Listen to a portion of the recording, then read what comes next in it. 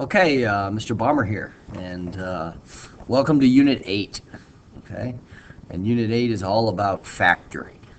It is a very, very important unit in the study of algebra, Algebra II, pre-calculus, calculus. All right, factoring, this skill that right here you're seeing, to factor something. All right, it's an unbelievably important skill. All right, and you're going to be lost in Unit 9 when we get into quadratics if you really haven't learned to factor. All right, but the good news is I have a great strategy for this unit. It's proved very effective in the past.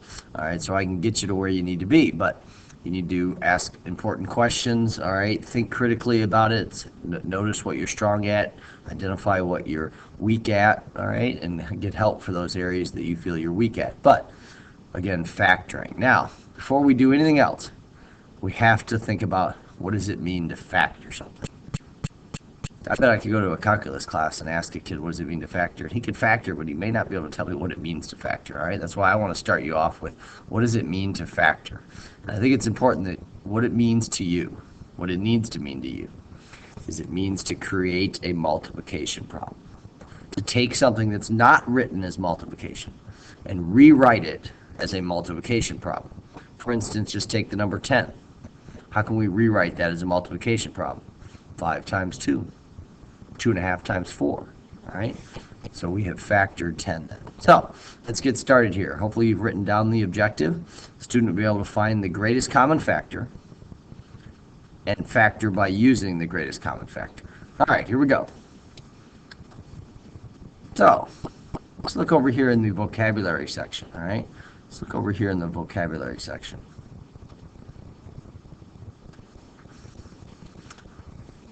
A factor. What is a factor? It's one of the things being multiplied. So how many factors are there in this expression right here? 20xy squared. Well, there's 3. There's 20. There's x. And there's y squared. Well, what about this expression? 4 times x plus 3. How many factors are there? Well, there's 2. There's 4, and then there's the quantity, x plus 3. All right, so again, factoring, creating a multiplication problem. So factors are the parts of a multiplication problem. So how many factors here? Well, there's 3 factors here. There's x plus 3, there's x minus 2, and there's x plus 7.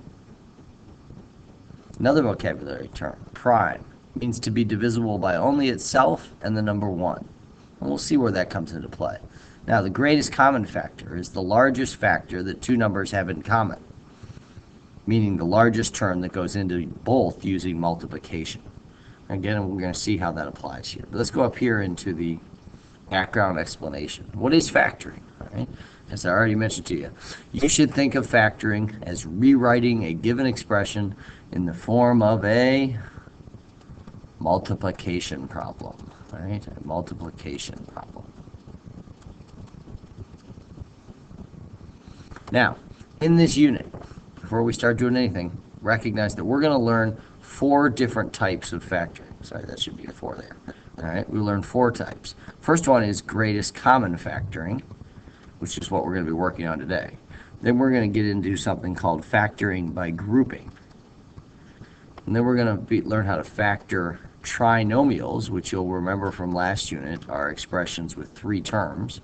And then we'll have a special case called the difference of 2 squares. All right, so now let's look here. Factor the following. So again, factoring is creating a multiplication problem. So if I take the number 60, we can use a factor tree to do this. Someone may say, well, that's 30 times 2. All right, so have we factored it? Yes, we have. We have created a multiplication problem. But have we factored it completely? No, because this factor, 30, can be factored further. 2 is prime. It can't be factored any further. It's just 2 times 1. But 30 can be factored further into, someone may say, well, to me, that's 10 times 3. All right, can 10 be factored any further? Sure.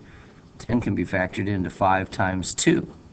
So at the end of the day, we have 5 times 2 times 3 times 2, which really we can think of as 5 times 3 times 2 squared, because this 2 is occurring twice. Right? This is the factored form of 60. Now, what about 24?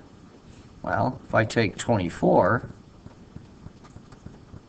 someone may say, well, that's 6 times 4. And I know someone else may have said it's 12 times 2, but it doesn't matter. We'll end up at the same place if we keep going. Now, each of these can be factored further. This is 3 times 2, and 4 is 2 times 2. So if we summarize that one, it's 3 times 2 cubed. All right? Now, what is the greatest factor of 60 and 24? It really means, listen to what I'm saying, it really means what's the largest number that goes into 60 and goes into 24? And the number is 12. All right, that's what it means. What's the greatest common factor? It's the largest number that goes into both of these. Now, what if we don't have numbers? What's the greatest common factor of x to the 5th and x cubed? Well, let's remember that x to the 5th is x times x times x times x times x. And x cubed is x times x times x. Now, what's the largest amount of these they have in common? Well, they have this amount in common. All right? So the greatest common factor of these two, the GCF, this is the term we use for it, is x cubed. Now, we looked at that by writing it out. Well, how could we apply a rule otherwise? Well, it's just going to be whatever the smallest exponent is that they have in common. All right, this one goes up to 5. That means it passed 3, so the greatest common factor is x cubed.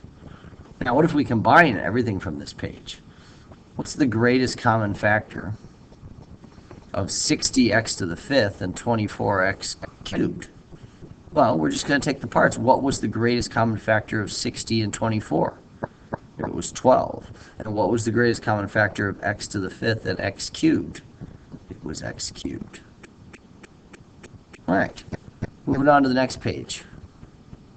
Find the greatest common factor of these. Well, again, I have some notes over here for you to look at. Work with the coefficients first. So that means look at the 3 and the 6. Well, what's the greatest common factor of 3 and 6? Well, it's 3. Then work with each variable. Well, we have x cubed and x squared. And it's going to be, what is the largest amount of the variable that goes into each? It will be the smallest of the given exponents on that variable. So it's going to be 3x squared. Now, we're not really factoring yet. We're just identifying the greatest common factor, which on the next page we'll get to how do we use the greatest common factor to actually factor. But you can't do that if you can't first identify the greatest common factor. So, what about this one? 4y squared and 5x cubed. A little different there. Well, what's the largest number that goes into 4 and 5? Well, it's 1. And what's this one has y's and this one doesn't have y. So effectively, this one has a y squared and this one has a y to the 0. All right, but y to 0 is 1. So they don't share any y's, and they also don't share any x's. So the greatest common factor is actually just 1, right? Which isn't very useful in terms of factoring, but it's important that we identify that the greatest common factor here is just 1. Now, what about these? Again, let's look at the number part. 18 and 27.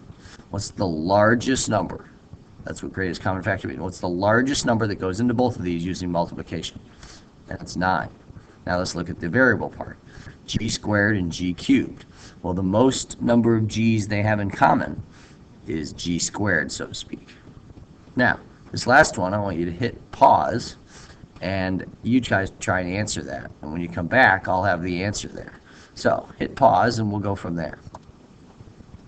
Okay, hopefully you got the answer 4, all right? Because if you look at the number parts, 16 and 4, the greatest common factor is 4. And then if you look at the variable parts, a to the 6th and b cubed, they don't share anything in common, all right?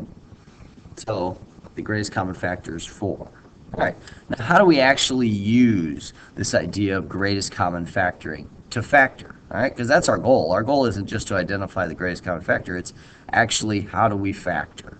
So factor, now we actually have to factor the following by using the greatest common factor. So I got some steps here. Look at each of your given terms Identify what the greatest common factor is of each of the terms. That's the steps we were following on the previous page.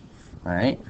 And then we're going to really apply the distributive property, but not as the mailman, like most of you guys are used to recognizing it, but as the tax collector, which means from this term I can take an A, and from this term I can take an A, and we're going to pull those out. So we're really going from right to left, if you will. All right, that's the distributive property being applied as what I call the tax collector. So let's look at the greatest common factor of these two. Well, number-wise, 4 and 3. Okay, no number that they share, so the largest number is 1. X squared and x. Well, it's just a single x, x to the first. That's the lowest of the exponents on the x's. Now, what if I pull that out?